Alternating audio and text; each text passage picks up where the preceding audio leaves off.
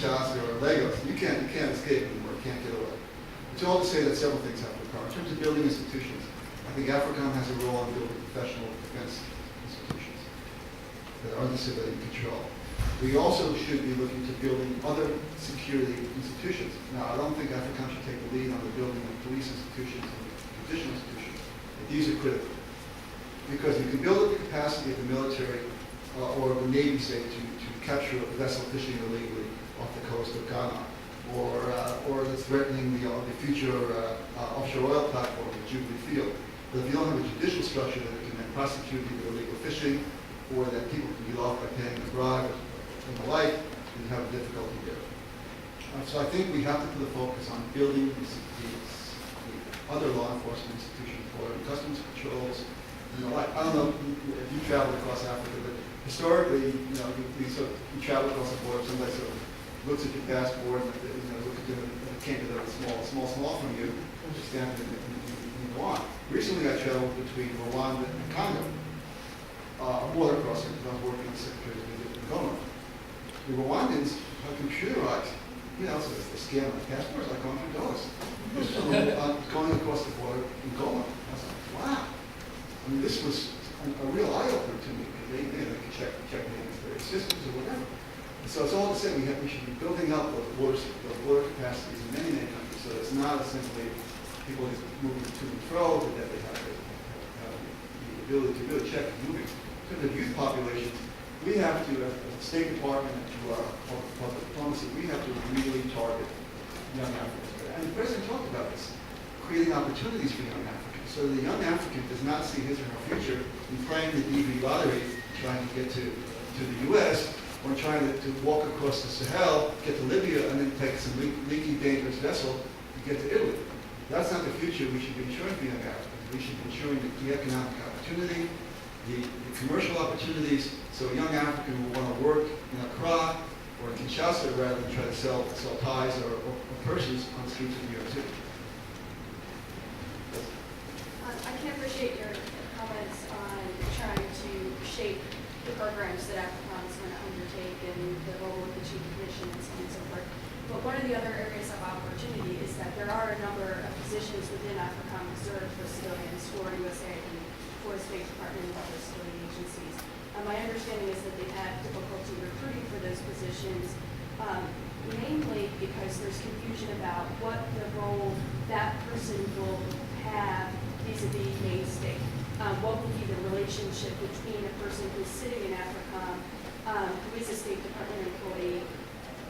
Will they have direct ties back to main state? What will happen to them career-wise? Will they still be on track for promotion, so on and so forth?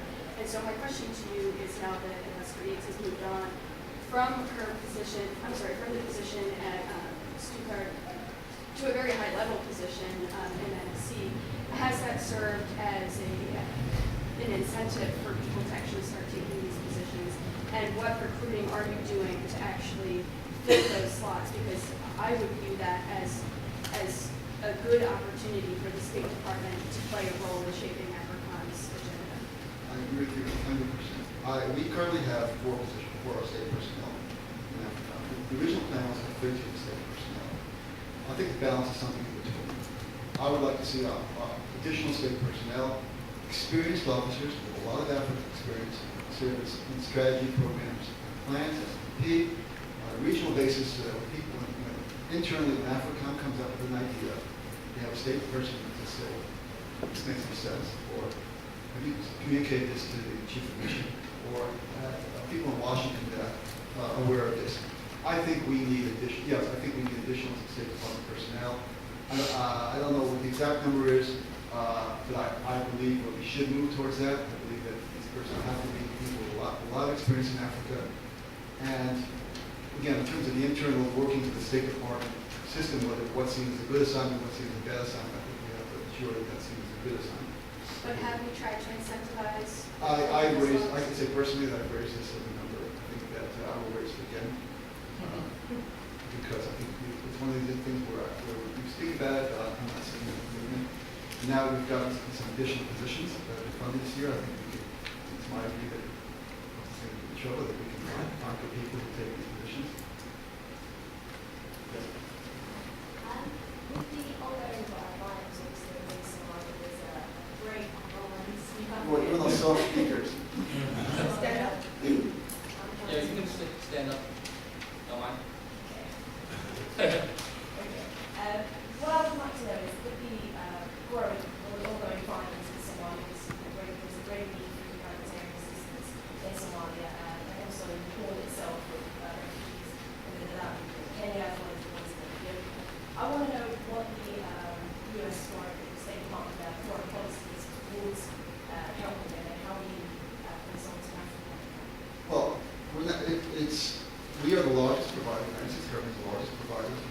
assistance to the Horn of Africa.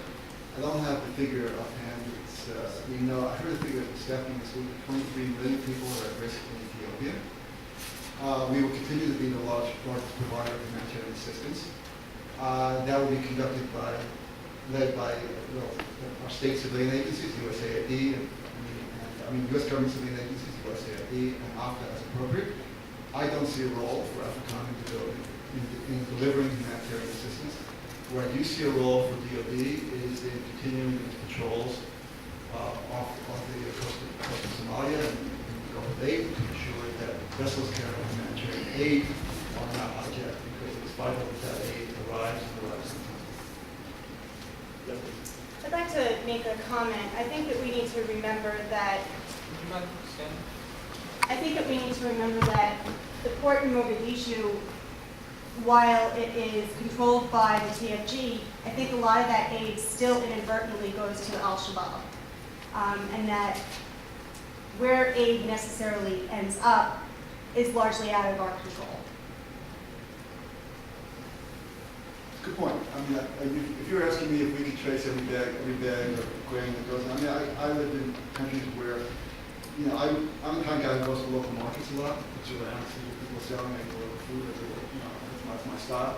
Yeah, I saw a lot of cans of USAID donated oil and a lot of bags of grain that in the local market. So yes, it's certainly under control. In a situation like Somalia, there are concerns that some of our U.S. humanitarian assistance could inadvertently fall into the hands of Al-Shabaab and strengthen Al-Shabaab. So do you not provide assistance, let people starve because you're concerned with some bags? I think this you have to work out. You have to work out with the donor groups and subgroups who are contracted to ensure that it doesn't. Can I just add that? Isn't there a way that, strategy to look at maybe different ways of trying to monitor how aid goes down, or trickles down to people that need it? For example, if you have the private sector in Somalia, there's, people in diaspora sending money all the time, and that goes straight down to the country with the easy money transfer.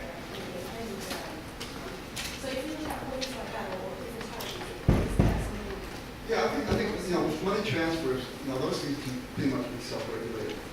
With humanitarian assistance coming in, the problem is we don't have U.S. government personnel on the ground in Somalia. So it's hard to get that type of margin. It's one thing to have people send wiring money through the Western Union to their family. Yeah, that gets to their families. But when you're dealing with aid and warehouses and trucks going out, can you monitor every bag of grain that falls off the back of the truck, or every can of oil that gets handed out? It's difficult to do that. You want to do your best. You want to do your best so you're working through local contractors. But I can't. No one in the U.S. government can assure you that every bag of grain gets to the right people or not somehow get followed